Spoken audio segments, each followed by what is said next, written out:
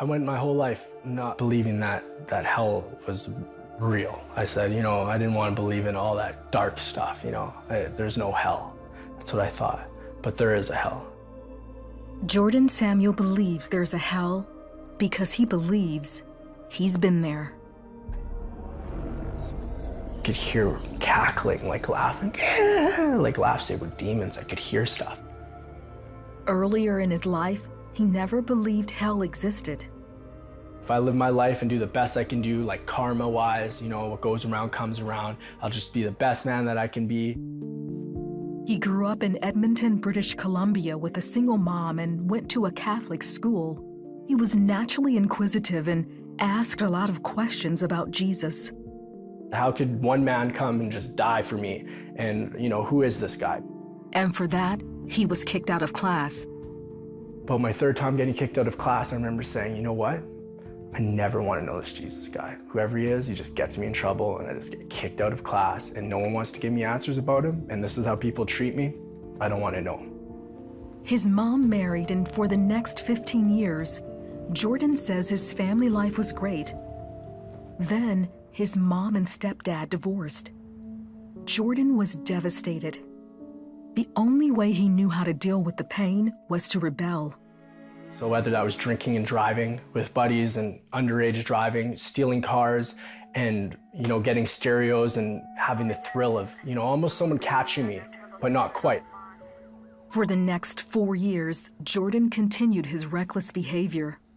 But he wanted to turn his life around, so he stopped selling drugs and started working for an oil rig company. I was making really good money at a really good house. After work one day, Jordan decided to smoke some pot. He didn't know the pipe he used was laced with crack cocaine, something he had never done before. Jordan was sure he was dying. I can feel my heart going boop, boop, boop, boop, boop, boop, boop, boop, boop, slowing down, boop, boop, boop, boop, boop, and then boop, boop, boop, like fluttering. Jordan believes in that moment he went to hell. All these women and all the things you think you want in the world, money, cars, success, all these things that I had, and I was driving, I was just loving it. And then all of a sudden this car broke down. All of a sudden these women turned to huge, huge demons. And it earthquaked. And I look behind me and I can hear screaming, it's all red and black. Turn around, get out of here. It sounded like people burning, people that were just burning, that couldn't find a cure or a fix to anything. It was just the worst. And I remember being afraid, gripping the steering wheel, and then all of a sudden it was like, I'm back to my body in the trailer room.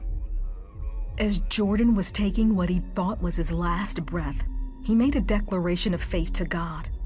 And my heart's going, boom, boom, like the last beat. Not even knowing why, I just said, I believe. And all of a sudden, boom, I'm gone. That's when Jordan says Jesus pulled him out of hell and took him to heaven. He was all in white. He was in a robe when I saw him. And he looked at me and he wears a crown on his head. And his eyes are fierce like fire, but there is no like color, just bright looking at me. And he just is amazing. You're at his feet. You're at the Lord's feet because he's just perfect. You worship him because he's the Almighty. You worship him because he saved us. Then Jordan believes he was standing before God. The Lord went to the right hand of the Father, and I began to get judged by the Father. And it was the worst, because what happened was he played secrets in my heart that I locked away that I only knew that I ever did. And I thought no one could do, and I could feel what God felt. And I said, Lord, forgive me. Like it was the worst feeling. And he just comes in and he hugs you. He says, all is forgiven. My old heart was broken. My old heart needed fixing. And God gave me a new heart.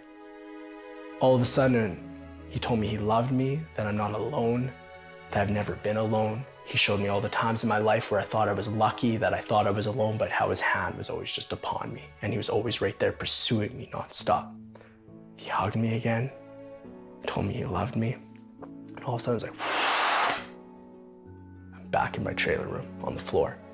I grabbed the Bible. It was like it was glowing and I held it. I opened up the Bible. First thing I ever read out of the Bible was Psalms 34. The happiness of those who trust in God. I began to read it and it was everything that just happened to me.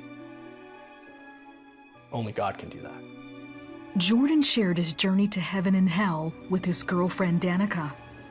His voice changed, his eyes changed, his body language changed.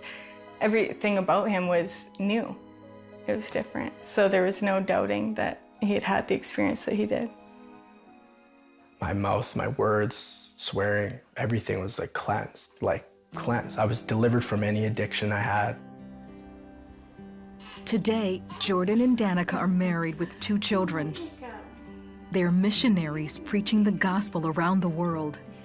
They're letting everyone know Jesus is real and that he can change the most hardened heart with his love. God loves the broken and loves the lost, and he doesn't give up on them. He loves them with all his heart. He leaves the flock to find the one, and he did.